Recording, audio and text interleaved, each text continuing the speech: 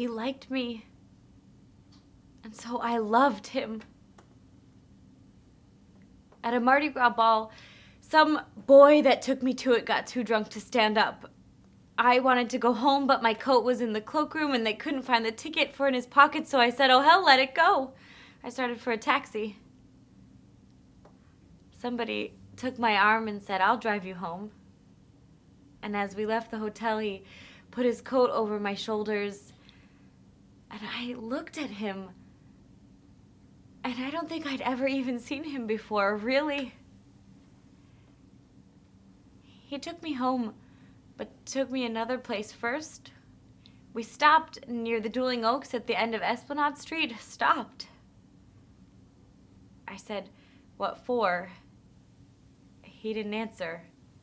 He just struck a match in the car to light a cigarette in the car, and I looked at him in the car, and I knew what for.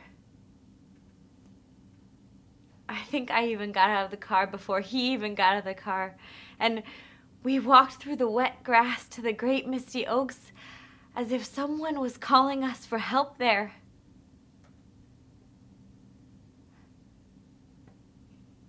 He took me home and said an awful thing to me. We'd better forget it, he said. My wife's expecting a child, and I just entered the house and sat there thinking a little.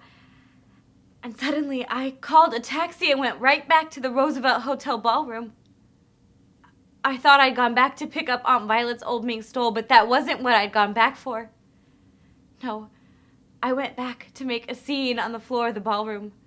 I didn't stop to pick up my coat at the cloakroom. I went right into the ballroom and I spotted him on the floor. And I ran up to him and I beat him as hard as I could in the face and chest with my fist until Cousin Sebastian came and took me away. After that, the next morning, I started writing my diary in the third person singular, such as, she's still living this morning, meaning that I was. What's next for her? God knows. One morning, Cousin Sebastian came into my room and said, get up. Well, if you're still alive after dying, well then you're obedient, doctor. I got up.